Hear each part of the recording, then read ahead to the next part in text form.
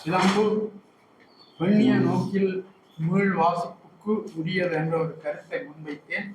அதற்கு ஆதாரமாக பல சான்றுகளை அவர் தன்னுடைய உரையிலே முன்வைத்திருந்தார். இந்த பெண்ணில வாதம் பற்றி நேர்கருத்துக்களிலும் பார்க்க எதிர்கருத்துக்கள் தான் கூடுதலாக உருவாக்கப்பட்டிருக்கின்றன. அது ஆண்களுக்கு எதிரான வாதம் அல்ல. அது முதலாவது தங்களுடைய முதலாவது டாக்குமெண்ட்லேயே குறிப்பிட்டிருக்கின்றார்கள். முதலாவது டாக்குமெண்ட்லேயே ஆண்களும் கையெழுத்திட்டிருக்கின்றார்கள். ஆண் ஆதிக்கத்துக்கு எதிரானதை ஒழிய ஆண்களுக்கு எதிரானது அல்ல இந்த பெண்ணில வாதம் என்பதை முதலில் எல்லோரும் விளங்கிக் கொள்ள வேண்டும். இது தொடர்பாக அண்மையிலே நாம் எழுதிய பெண்ணிய உளவியல் என்ற நூலிலே விரிவாக இந்த விஷயங்கள் பேசப்பட்டிருக்கின்றன. அடுத்ததாக இன்றைய முக்கியமான நிகழ்ச்சி சிறப்பு மலர் வெளியீடு. ஏனா மதுசூதனன், இலக்கிய குழு செயலாளர், கொழும்பு தமிழ்ச்சங்கம். துறவியான இளங்கோவடிகள் உண்மையில் இளங்கோ சமய துறவி அல்ல. பேரரசு உருவாக்கம் என்னும் கருத்தியலின் அடிப்படையில் சிலப்பதிகாரம் என்னும் காப்பியமாகவும் உருவாக்குகின்றார். பேரரசு உருவாக்கத்தின் இலக்கிய ஆக்கமாகவும் சிலப்பதிகாரத்தை புரிந்து கொள்வது இங்கு முக்கியமானது. சிலப்பதிகாரத்தின் கதை நீட்சி என்பது கண்ணகி தெய்வமாகிய பின்னரும் தொடர்கிறது. சிலப்பதிகாரம் பன்முகமான நிலை கொண்ட இனக்குழு அரச மரபுகளை ஒற்றை நிலையிலான பேரரசு அமைப்புக்குள் கொண்டு வருகிறது. இவ்வாறு இயங்கும் சமூக கூறுகளை, பன்மை தன்மைகளை, கருத்தியல் போக்குகளை சிலப்பதிகாரம் நியாயப்படுத்துவதாகவும் அமைகிறது. இந்த நியாயப்படுத்தலின் முதன்மை கூறாகவே இளங்கோவடிகளின் அரசியல் துறவரம் இதனை இன்னும் ஆழ்ந்து விரித்து நோக்கப்படவும் வேண்டியுள்ளது. எவ்வாறாயினும் மேற்குறிப்பிட்ட சமூக அசவியக்க பின்புலத்தில் தான் சிலப்பதிகாரம் மீண்டும் மீண்டும் வாசிக்கப்படுவது இன்னும் தவிர்க்க முடியாததாகிறது. இந்த புரிதல் வாசிப்பு இன்னும் மறுவாசிப்புக்கான விருநிலைக்களங்களை திறந்து விடுகிறது. மேலும் சமூக நிறுவனங்களான அரசு, சமயம், குடும்பம், அரசு, சமயம் யாவும் பன்மை நிலையில் இருந்து ஒற்றை பொறுமை நிலை நோக்கி நகரத் தொடங்கின. இதனால் ஆழமான நுணுக்கமான தொடர் வாசிப்பு, மறுவாசிப்பு சாத்தியப்படும் வகையில் சூழமிகு மையம் கொண்டு வருகிறது. கண்ணகி தொன்மம் சிலப்பதிகாரமாக மலர்ச்சியுற்ற பொழுது வடவேங்கடம் தென்குமரிக்கு இடைப்பட்ட நிலப்பகுதியை தமிழ்நாடாக மொழிவழியாக கட்டமைத்தது.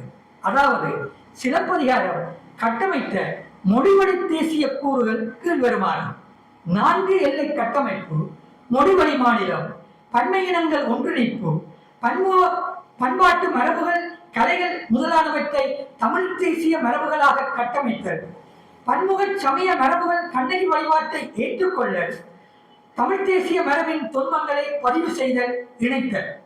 மேற்குறிப்பிட்ட விசைகளின் திரட்சி மொழிவழி தேசிய கருத்தியலின் திசைமுகப்படுத்தலாகவும் அரசியலாகவும் இயல்பாக கடத்தப்படுகிறது. குறிப்பாக தமிழ் மன்னர் குடிக்குரிய தொன்மங்கள் பதிவு செய்தமையின் நோக்கம் துல்லியமாக வெளிப்படுகிறது. இதனை இன்னும் ஆழ்ந்து நுணுக்கமான ஆய்வுக்குட்படுத்துவதும் தவிர்க்க முடியாததாகும். தமிழ் தேசியத்திற்குரிய மொழி, அரசு, சமயம், பண்பாடு, கலைகள், பொருளாதாரம், வரலாறு, வணிகம் முதலானவற்றை கட்டமைக்கும் காப்பியமாக சிலப்பதிகாரம் உருவானது. இந்த வகையில் தான் தமிழினத்தின் தலை சிறந்த அடையாளங்களில் ஒன்றாகவும் சிலப்பதிகாரம் திகழ்ந்தது. தமிழ் தேசியத்தின் முதல் இலக்கிய வடிவமாகவும் சிலப்பதிகாரத்தை கொள்ளுதல் மிக பொருத்தமானது. ஏனெனில் தமிழினத்தை தமிழகம் என்னும் பெயரில் தமிழ் மரபுசார் கூறுகளின் இணைப்பில் விளக்கும் வகையில் தான் சிலப்பதிகாரம் உருவானது. சிலப்பதிகாரத்தை அடிப்படையாக கொண்டு தமிழின அடையாள உருவாக்கத்தின் 2ஆம் நிலை 20ஆம் நூற்றாண்டில் தோற்றம் பெறுகிறது. சமய கால்பால் ஒதுக்கம் பெற்று ஒடுங்கி கிடந்த சிலப்பதிகாரம் 1872 தி.இ. சீனிவாசக வாச்சாரியால் பதிப்புறுப்படுகின்றது. இவரது பதிப்பில் சில காதைகளே இடம்பெற்றன. சிலப்பதிகாரம் முழுவதும் அடங்கிய பதிப்பை உவே சாமிநாத ஐயர் 1892 வெளியிட்டார்.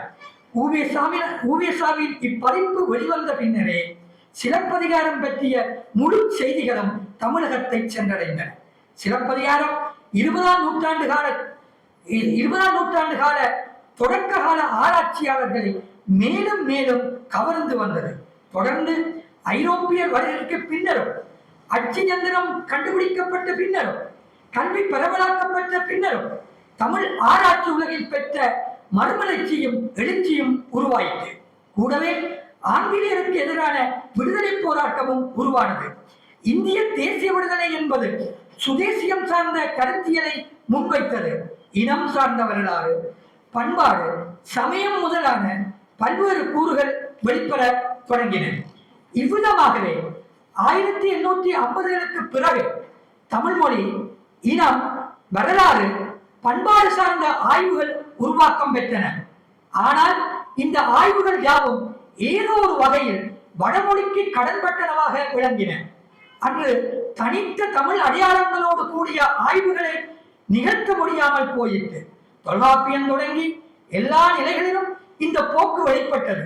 தொல்காப்பியமோ ஆரிய மரபினரான அகத்தியரின் மாணவரால் உருவாக்கப்பட்டது என்றும், அவரும் திறனது மாக்கினி என்னும் ஆரியர் எனவும் அன்று தொன்மங்கள் பலவாக நிலைபெற்றிருந்தன. இவ்வாறான நிலையே தமிழர் வரலாற்றை கட்டுவதிலும் செல்வாக்கு பெற்று இருந்தது. இந்த பின்புல சூழலில் தான் சிலப்பதிகாரம் பதிப்பிக்க பெற்று பரவலான அறிமுகத்தை பெறும் சூழலும் உருவானது. குறிப்பாக சிலப்பதிகாரம் தமிழர் வரலாற்றை கட்டமைக்க பெரிதும் துணை நின்றது. இதன் பிறகு சிலம்பு தமிழரின் அடையாளமாக மாறத் தொடங்கியது, அல்லது தமிழ் தேசியத்தின் அடையாளமாக மாறத் தொடங்கியது. 20ஆம் நூற்றாண்டு தமிழ் தேசிய அரசியல் மற்றும் சமூக இயக்க செயல்பாடுகளில் சிலப்பதிகாரம் முதன்மையான அரசியல் பணுவலாக மீளுருவாக்கம் பெற்று வந்தது. 20ஆம் நூற்றாண்டு ஆரம்பம் முதல் சிலப்பதிகாரம் தமிழ் தேசிய அரசியல் முகிழ்ப்பின் அடையாளமாகவும் இயக்கமாகவும் உருமலர்ச்சி அடைந்து வந்தது. தமிழ் தேசிய கருத்து நிலை சார்ந்து வாசிப்பு கருவியாகவும் சிலப்பதிகாரம் மாற்றம் பெற தொடங்கியது. இந்த விடயங்களை நேற்று மௌனவர் அவர்கள் தன்னுடைய உரையிலே மிக விரிவாக குறிப்பிட்டார் என்பதை இந்த இடத்திலே நினைவுபடுத்த விரும்புகிறேன். தற்பொழுது சிலப்பதிகார பணுவல் உரையாசிரியர்கள் எதிர்கொண்ட முறைமை, பதிப்பாசிரியர்கள் எதிர்கொண்ட முறைமை, 20ஆம் நூற்றாண்டு ஆராய்ச்சியாளர்கள் எதிர்கொண்ட முறைமை, 20ஆம் நூற்றாண்டின் சமூக இயக்கங்கள் எதிர்கொண்ட நிலைமை என பன்மை தளங்களில், பன்மை நிலைகளில் வாசிப்புக்கும் உரையாடலுக்கும் உட்பட்டு வருகிறது. தொடர்ந்து இக்காலத்திலும் பன்மை நிலையிலான மறு வாசிப்புகளுக்கான தேவையும் அவசியமும் உருவாக்கம் பெற்றுள்ளது. இன்றைய தமிழக சூழல், ஈழத்து தமிழ் சூழல், தமிழ் தேசியவாத அரசியல் முனைப்பின் ஊடாக கடந்து செல்ல வேண்டிய சமூக அவசியப்பாடும் சமூக அரசியல் தேவையும் சூழமைவு யதார்த்தமும் இன்னும் விரிவாக்கம் பெற்று வருகிறது. ஆதலால் சிலப்பதிகாரம் அரசியல் பணுவலாக உள்வாங்கப்படல், வாசிக்கப்படல், மேலும் மேலும் மறுவாசிப்பு சாத்தியங்களுக்கான களங்களாகவும் தடங்களாகவும் அடையாளம் காண்பதும் தவிர்க்க முடியாது. இந்த செயற்பாடுகள் யாவும் சமூக அரசியல் விடுதலை செயற்பாடுகளாகவே புரிந்து கொள்ளப்பட வேண்டும். சிலப்பதிகாரம் மெய்யியல் வளம் கொண்ட காவியம். இதனை மெய்யியல் நோக்கில் வாசித்தலும் மேலும் அறிவாயை வளப்படுத்தும். மீள் வாசிப்பு என்பது பணுவல் தொடர்பான புலக்காட்சிக்கு தொடர்ந்து வலை சேர்க்கும். மெய்யியல் முன்னெடுக்கும் தேடலுக்கு சிலப்பதிகாரம் தொடர்ந்து வளத்தை வழங்கும். மெய்மை தேடலுக்கு அல்லது உண்மை தேடலுக்கு பணுவல்கள் தரும் செய்திகள் பொறுமையும் பயனும் கொண்டவையாக அமையும். ஆகவே இத்தகைய தேடலை நெறிப்படுத்துவதற்கு தர்க்கம் என்ற ஏரணம் துணை செய்யும். இங்கு மெய்யியல் என்பது மெய்மை தேடல் ஆகும். சிலம்பு வழி தேடல் இன்னும் தொடர வேண்டும். இந்த அடிப்படையிலே இந்த நூலுக்கான குறிப்பை முன்வைத்திருக்கின்றோம். அதுவும் இக்காலத்திலே இந்த மே மாதம் இந்த காலப்பகுதி ஏன் இப்படி சிலப்பதிகாரத்தை முன்னிறுத்துகின்ற பொழுது ஒரு சிதைந்து போன சிதைவுற்ற ஒரு தமிழ் சமூகம் ஒரு பண்பாட்டு நிலையிலேயும் ஒரு கருத்தியல் அரசியல் தலையிலும் இணைக்கப்படுவதற்கான ஒரு மறு கருவியாக சிலப்பதிகாரம் திகழ்கின்றது. அது தமிழகத்துக்கு மட்டுமல்ல, ஈழத்து தமிழ் சூழலுக்கும் இருக்கிறது. இது ஒரு பன்மைத்துவ ஒரு இன குடும்பங்களுடைய விடுதலையினுடைய அவாவை வேண்டி நிற்கின்ற பொழுது அந்த பன்மைத்துவ கருத்தியலை பலப்படுத்துவதற்கு சிலப்பதிகாரமும் அதற்கான ஒரு துணை சாதனமாக இருக்கும் என்ற அடிப்படையில் தான் இந்த தொகுப்பிலே கிட்டத்தட்ட 13 கட்டுரைகள் இடம்பெற்றிருக்கின்றன.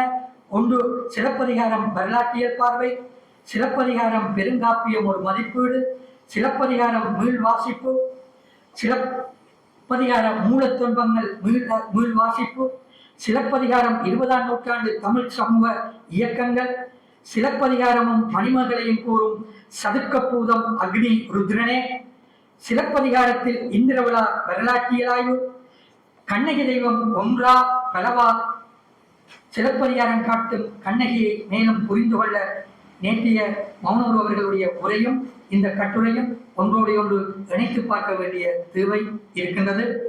சிலப்பதிகாரத்தில் தொல் நாடக மரபுகள், இளங்கோ கொண்ட நாடு என்ற கனவு, கொற்றவை இனக்குழும மரபும் மேல்நிலையாக்க மரபும், சிலப்பதிகாரமும் கொற்றவை என்ற தலைப்பு. இந்த கொற்றவை என்ற தலைப்பிலே நவீன எழுத்தாளர் ஜெயமோகன் அவர்கள் ஒரு நாவலை எழுதியிருந்தார்.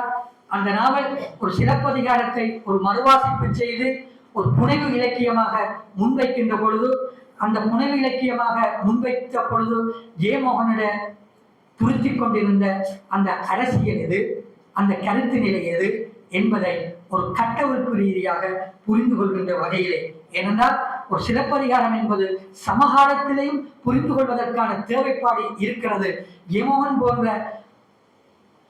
ஒரு ஒரு சனாதன ஒரு ஆரிய கருத்தியல் ஒரு வடமொழி ஆதிக்க மரபை ஒரு தமிழ் பண்பாட்டுக்குள் புகுத்துகின்ற பொழுது அது எவ்வாறான ஒரு ஒரு தளமாற்றத்தை, ஒரு கருத்தியல் சிதைவை, ஒரு அரசியல் சிதைவை ஏற்படுத்தும் என்கின்ற அச்சத்தை தெளிவுபடுத்துகின்ற வகையிலே அந்த கட்டுரையை நாம் இங்கு போட்டிருக்கின்றோம். உண்மையிலே இத்தகைய கட்டுரைகளுக்கூடாக இந்த சிலப்பதிகாரம் சிறப்பு மெய்யியல் என்பது ஒவ்வொரு கட்டுரைகளுக்கூடாகவும் ஒரு மெய்யியல் தேடலை எங்களுடைய சமகால வேண்டி நிற்கக்கூடிய அதற்கான அறிவு மரபை கண்டுணர்ந்து அதை வளர்த்து செல்லக்கூடிய வகையிலே இந்த சிலப்பதிகார தொடர்பான ஒரு மீள சிந்திப்பதற்கான தேவையை நாம் அமைத்திருக்கின்றோம். இந்த நூலிலே மிக முக்கியமான ஒரு கட்டுரை, அது ஒரு மீண்டும் மீண்டும் ஒரு நுண்ணிய வாசிப்புக்குள்ளாகக்கூடிய ஒரு கட்டுரை, இளங்கோ கண்ட நாடு என்ற கனவு. இந்த இளங்கோ கண்ட நாடு என்ற கனவு, இளங்கோ இந்த சிலப்பதிகாரத்தை படைத்திருந்தாலும் கூட இளங்கோவனுடைய அரசியல் நிலைப்பாடுதான் சிலப்பதிகாரம்.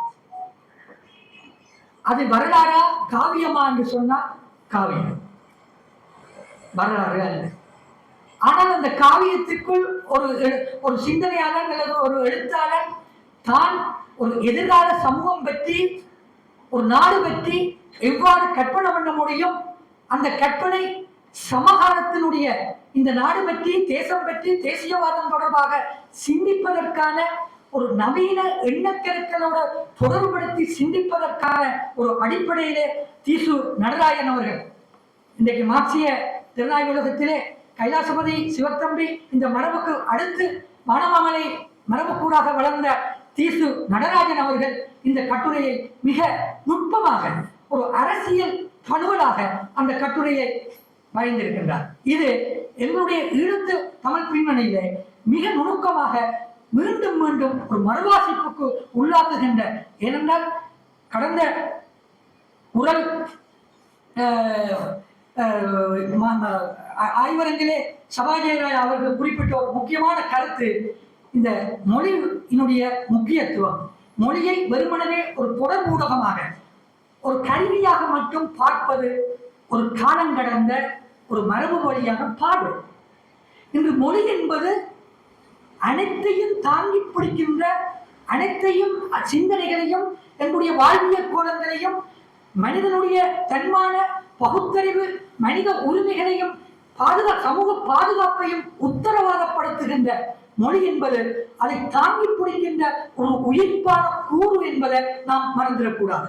அப்ப மொழியை வெறுமனவே ஒரு தொடர்பு சாதனமாக மட்டும் புரிந்து கொண்டால் இந்த சமூகத்தை, இந்த உலகத்தை புரிந்து கொள்வதில், விளங்கிக் கொள்வதில் நாம் தவறு இழைத்து விடுவோம் என்ற காரணத்தை புரிந்து கொள்ள வேண்டியிருக்கிறது.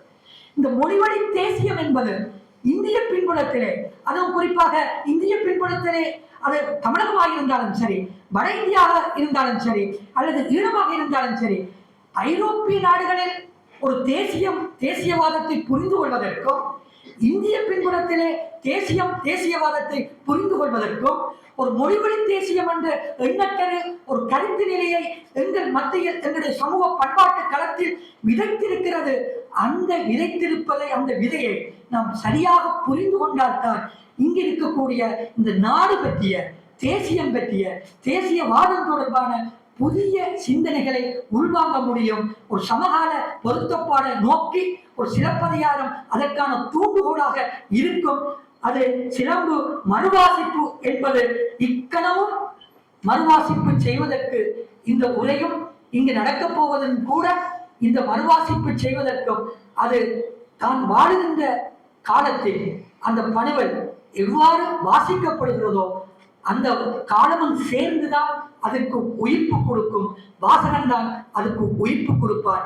நாம் எப்படி வாழப்போகிறோமோ, எதை நோக்கி போக போகிறோமோ, அதற்கான சிந்தனைகளை நாம் கிளறுகின்ற பொழுது அதற்குத்தான் துணை செய்ய வேண்டும் என்று இந்த சிலம்பு மெய்யியல் என்ற இந்த நூலை வெளியிட்டு வைப்பதில் பெரும் மகிழ்ச்சி அடைகின்றேன். நன்றி, வணக்கம்.